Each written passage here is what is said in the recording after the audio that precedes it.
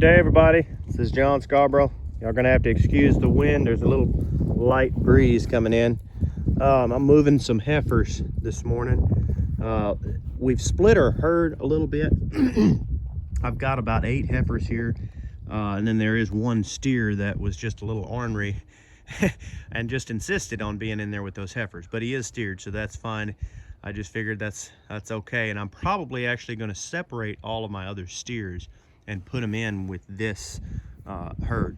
I'm not big on having a split herd, guys. I really don't like it, but right now it's about the only thing I can do, because I don't want to have my heifers in with my bulls, okay? But I've also got 2 cull cows in here, and that was kind of my deciding factor in this, because I've really been against this for quite some time, although I have separated my steers in the past.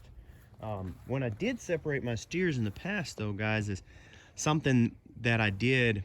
I had a piece of land, I've done videos on it a while back ago. It was about 12 acres that I had. It was a pretty decent little ways away. But as I talked about in the past, we got rid of that piece of land. And the biggest reason is because trying to do any kind of rotational grazing on that was quite difficult, being that far away. It was far enough away that along with everything else that we've got to do, we had to go over there and try to move them. We did try moving them every day, and that did work for a little bit, and it was definitely beneficial, but it was definitely too much. So then we went to just moving them, just breaking them down in quarters, quartering the place, and we moved them, you know, not quite as often, but fairly often. And then after that, we went to a movement pattern. Woo! Come on, girls, come on. I'm trying to teach these heifers to move. They haven't got used to moving with me yet. They're used to being with their mamas. We've had them split for a little bit now, but we haven't been moving quite as much because we've been feeding hay. But anyway, back to my story there. There's my pup, soaking wet. Where have you been? Hey, girl. I don't know where she's been. She's just wet, excited too. Anyway, so we broke it down to quarters, but we ended up having to bring it down into half and go over there once a week and move them, which, as y'all know, I've said in the past, my favorite, well, I don't know about my favorite, but about the longest I like to go on moving cattle is about every 3 days, and that's during the grazing season. I will go longer than that during the hay season sometimes, if necessary. I don't think it's that bad. I'm not worried about grazing the grass down as tight and all like that, and I'm trying to let my green grass have more time to grow, because it needs more time here in the south with this ryegrass. It needs a little bit more time to grow, especially in the deep winter. So I will slow down my movement pattern quite a bit, sometimes as much as 2 weeks in the winter per pasture. And I'm also give them a much bigger area, and I do a mob grazing approach by unrolling hay, and then I let them have a big area that they can graze over, pick through green grass, but then I will unroll hay in specific areas, and that because we don't have any stockpile or anything like that, their mobbing is when they're going in there and going after that hay. So I will find strategic areas that I want to hit hard with a trampling effect, and I will unroll the hay there. But because it's hay and they're all going to stay there anyway, I don't even have to put up any hot wire or anything like that. So it works fairly decent that way. They're all interested in my other dog over there. I guess my dogs knew that I was driving over here. They decided to come over. But anyway, so the point is that a week is longer than I like to go in my grazing season. Now, it did work okay because they were a small enough group that a week was actually more than good. It was way more than good, which is why I'm going to lead to my next problem, that a week, moving them every week and it only split in half, means that after that other week, we only had a week of rest on each side. So that didn't work either. So I had to go down to about 35 days about 30 to 35 days per side. So that means they would stay on one half for 30 to 35 days, and then they moved to the other half. Now that method did work, and it's definitely a far lot better than anything else, but it's not my favorite method of doing it, and it was far enough away. I was having to get somebody else to bush hog it, so then that was an expense that I had to pay. And every time I bush hogged it, I had to take all the wires up because he just would not bush hog it without that. So then that was a deal, because I had to get all that done. So that also meant that I didn't get the recovery that I wanted, because he wanted to bush hog both sides, the good and the bad. So it kept messing things up. And that is something that you'll contend with, especially with getting free land like it was. It was a free place. Although there was a lot of positives, a lot of good. Like for instance, it was free. Okay. And you gotta be willing to conform with what you've got. Okay. So it was free, and that did me some good. Those girls are interested in that dog over there. You can't see him; he's behind those weeds. But anyway, so those I'm losing my chain of thought with that dog over there. But anyway, guys, I'm trying to get my chain back here where I'm at. The whole point is you got to do what you got to do with the free land, you know. But it was far enough away, it just wasn't working out for me. So we went ahead and let it go. The owner was wanting me to start spraying it. That was he finally said that was the only way he was going to do it. First he wanted me to bush hog it 4 times a year, and then he finally said he wanted me to start spraying it. And I'm not big on spray, guys. I'm not against it. There are some places that I think I would probably use it if I had to, you know, if I was going to kill a stump out on a tree or something. There are places that I'm not against it, you know, and other people do use it, and I'm not saying that they're terrible for that. And I also think that, you know, if a person did it once, like once when they were first establishing a pasture, there could be some, the negatives I don't think would be all that bad. I think it's when you're doing it 3 or 4 times a year that you start to see the problems start to come up. You know what I mean?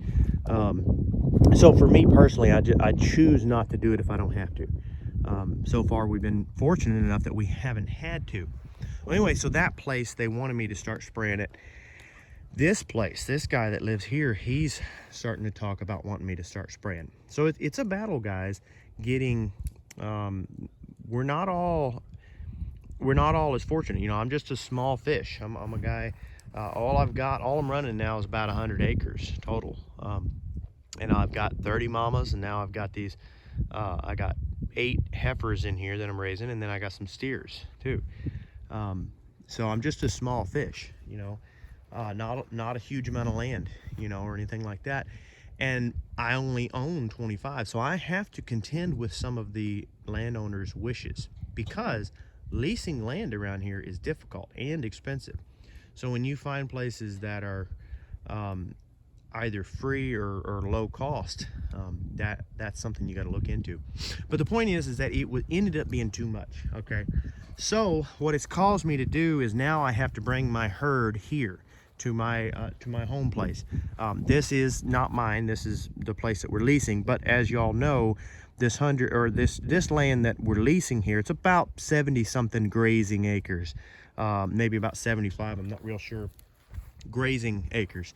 Okay, and then I live right across the road from it, so it's basically all one circle. I can make one full rotation coming through this land and through my land, and that I'm very grateful for. I'm gonna tell y'all guys, not everybody gets that. And if you get 100 acres several miles down the road from your original place, trying to mob graze or something between the two of those is going to be very difficult, especially if you got a job or something. I would tell you to try to do at least the rotation that I was saying before, where you put one wire down the middle. At least try to do that. But the point is that you can't always get it perfect. So don't ever think you're going to get it perfect. Okay, just do the best you can. But now what this caused us to have is a little bit of an issue. Now I have nowhere to go with these, so we're having to rotate with 2 herds on the same place, a split herd.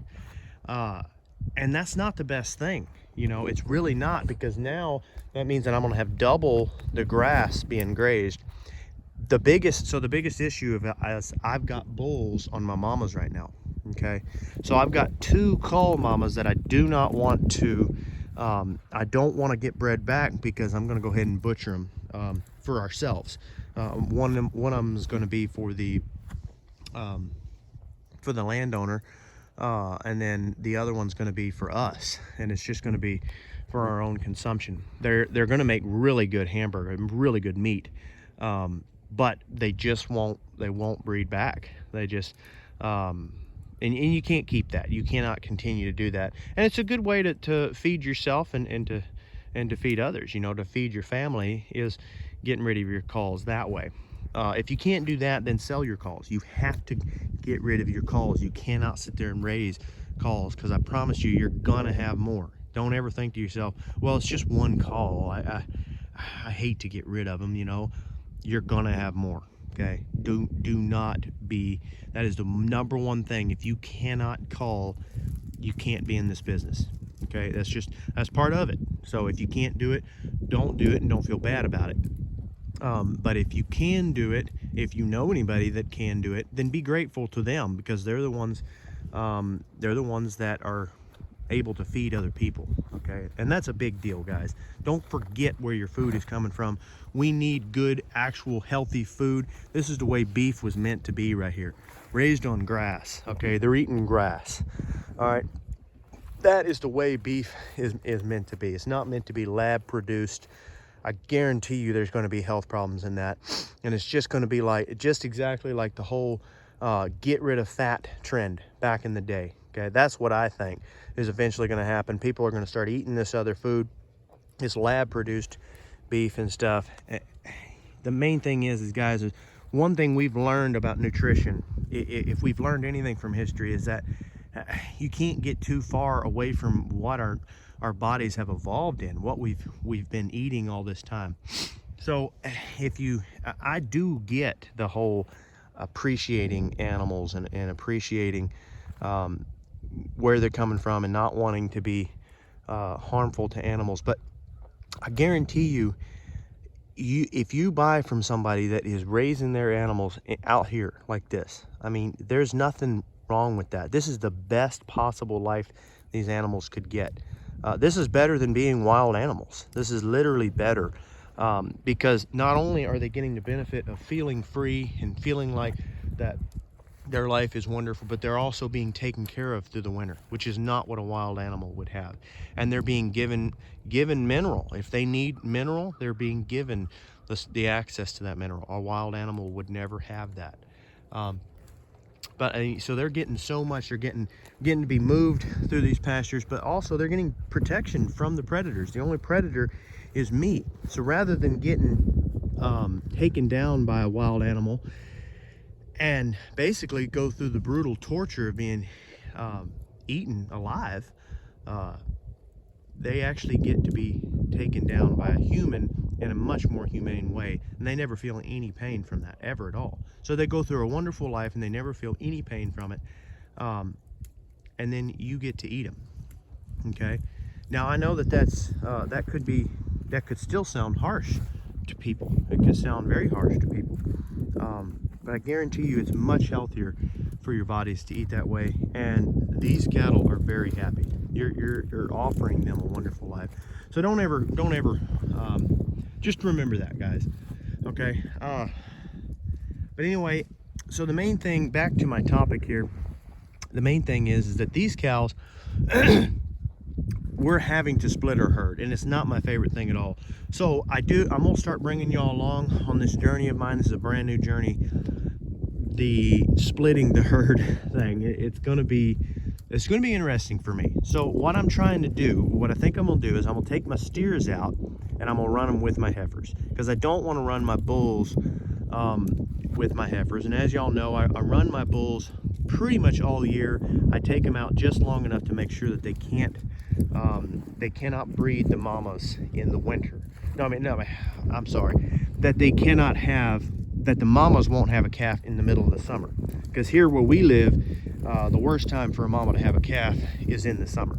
Now, some places I know that in the summer is a good time to have a calf, but for here in the south, you do not want a mama to have a cow in the summer. It is a calf. I mean, it is just not good at all.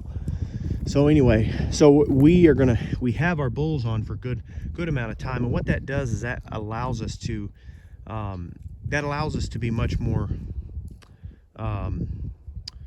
not have to spend quite as much money on bull power. Let's just put it that way. Now that's a story for a different day, and we'll talk on that later if y'all are interested in that. But the main thing is here is now that means that we've got to split this herd because we don't want to be breeding these young heifers. Now I know that some people go as natural of a cycle as they can, and they'll leave their bulls on all the way around, and then they'll leave their heifers. But these heifers, we're raising heifers that came from mamas that we bought from somebody else. We bought them as heifers from someone else, and those genetics have been going through this for years and years.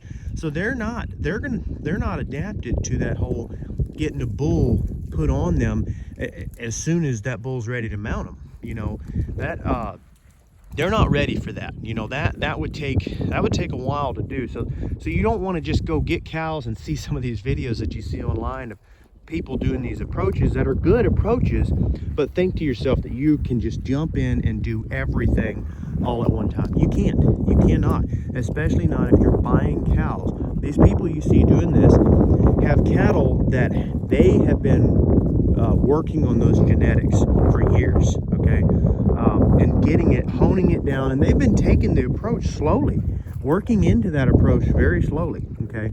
So don't forget that. Okay, so back to my story. The point is that I can't just take and leave these out there to be bred. Okay, what we'll end up doing is raising these for about 2 years, and we'll pick out what we want for heifers based on their mamas, who their mamas are. That's going to be the very first thing. Like, I'm only going to keep heifers for mamas that were my very best. Okay, that means I'm probably only going to keep a handful of these heifers.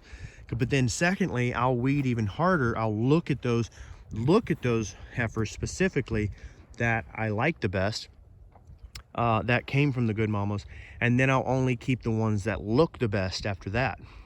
Then I'll sell the rest of the heifers. They'll still all be really good heifers. Okay, every one of them is going to be good heifers. These are grass-fed genetic heifers. Their mamas, I brought their mamas through being grass-fed. Their mamas were grass-fed for several years. They had several calves and did very well. The buyer that I bought them from did feed some grain occasionally, but it really was marginal. It wasn't enough to even matter. But then it came to me, and all I've done is grass. And then I moved to these heifers, and they're definitely all grass-fed. So they're gonna, every single one of them is gonna be the best heifers, okay? No matter what. But so the point is, then I sell the ones that I don't want. I'm keeping the absolute supreme ones, okay? And then those I'll raise up for myself, and I'll continue the process on. And that's how you do it, you know? Anytime you buy heifers from anyone, they're obviously not going to be the most supreme heifers, period. No matter who you buy them from, no matter if you buy any cow from anyone, because if it was the absolute supreme, they would have kept it themselves, most likely. But at the same time, I can only afford to keep so many cows. So some of them may not be. Some of them may be really good heifers, period, because I just couldn't afford to keep them, okay?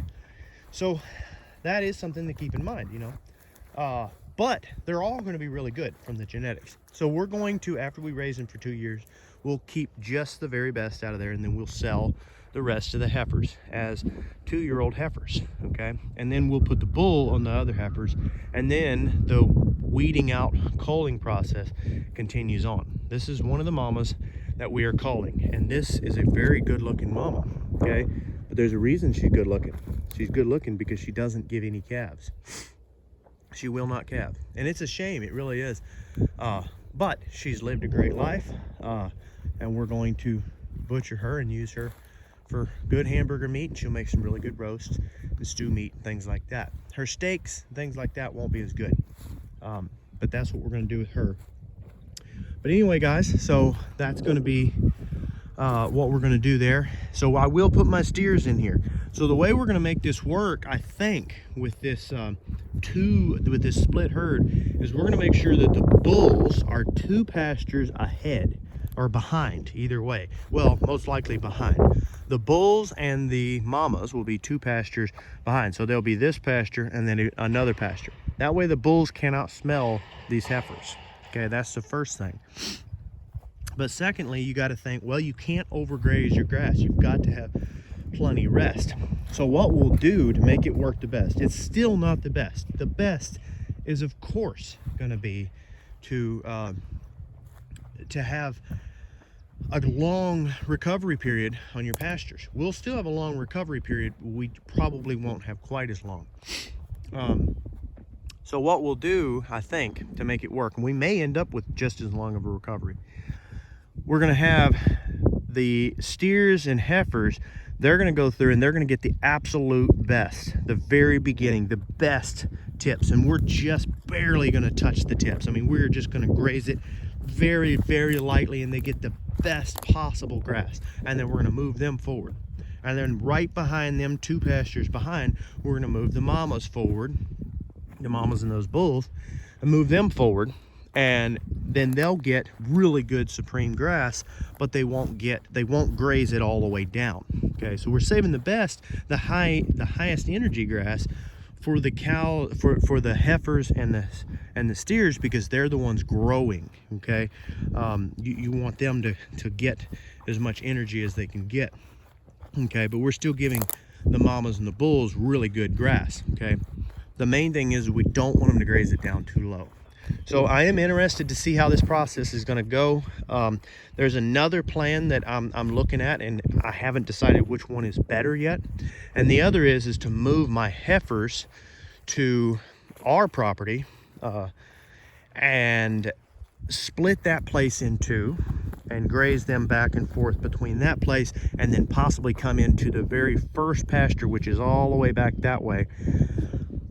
Possibly graze that first pasture and then those 2 pastures. So we may end up splitting those pastures in 2 and have 4 or 5 pastures, and then graze the mamas and bulls through here. The only issue with that one is that means that now the mamas and the bulls won't be on an actual circle, and the heifers won't. Nobody will be on a circle, so there will be crossover. There will be places where you're crossing them over a pasture that is currently resting. And where you can run into issues with that is when you run them into that pasture, it's still recovery. You're about 2 weeks away from grazing, and you run them through it, and then they don't want to leave it. And so you can run into some issues. Now you can set up hot wire lanes and all like that. But guys, we're not really set up for that here. This place came with barbed wire fences. Okay, and you can tell we have a hot wire here, but it's not even hot right now. So until we get really set up for that, what it entails to set up a hot wire lane is to go get all your hot wire stuff, to go get a charger, a ground, everything, and bring all that out there and get it all done. And guys, I don't care what anybody says. For us, mostly it's just going to be me completely by myself. It's not always that easy, and it can take several. It's not that it's hard. Okay, it's not hard, but sometimes it can take hours, okay, to do that. And hours is something that I don't always have. Now, if I do have it, I will do it, and I do it a lot of times because I think it's better, okay?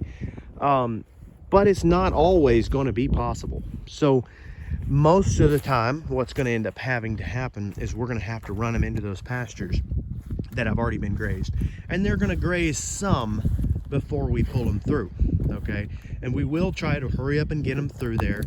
But sometimes life happens, you know, and it can be difficult to get them through, and they'll stay in that other pasture that really wasn't fully recovered. They'll stay in there sometimes overnight before they're ready to move on to that bigger pasture. And sometimes you got to be patient with animals, because the alternative is to come out there and run them and push them through there, which sometimes works, but it's not always the best method either, because you can also put a lot of stress on those animals, and that's not always the best. I try to be as low stress as I can, on these animals, okay? So you got to find the balance. So it is going to be an interesting approach no matter which way we do it. I do hope that y'all will stay tuned to that. This is a bottom area right in here. This is just full of weeds. Last year was just so bad with the weeds. And that is one reason why the landowner is wanting me to start spraying. Because, you know, to completely get rid of weeds, guys, you're going to have to bush hog a lot. Okay. Now, here's the thing. Over time, these pastures will begin to get healthier and healthier. Okay. And they will get better over time. But it can take years. Okay. It can take quite a few years to do that. So don't forget that. Be patient with it. Do what you got to do, and y'all stay tuned for the upcoming videos, because we're gonna keep trying to talk about what the best approaches are for these, even for these weeds and everything. And then with the two herds that we're gonna be running, it's gonna be interesting. So yeah. All right, guys, well, I have rambled on enough. I do hope that y'all appreciate this content. We have one video coming up soon about a tire drag that we are getting ready to use, and we're going to try a tire drag out for some of these old winter weeds that have dried up, and we're going to try dragging behind the herd. So after the herd has moved on, hooking up to that tire drag and dragging some of these out. And the biggest reason I started thinking about doing that was because of the anthills and stuff. But anyway, that's a video for another day. We're going to try to get that out there and let y'all know how that's working out. So thanks, guys. Don't forget to like and subscribe.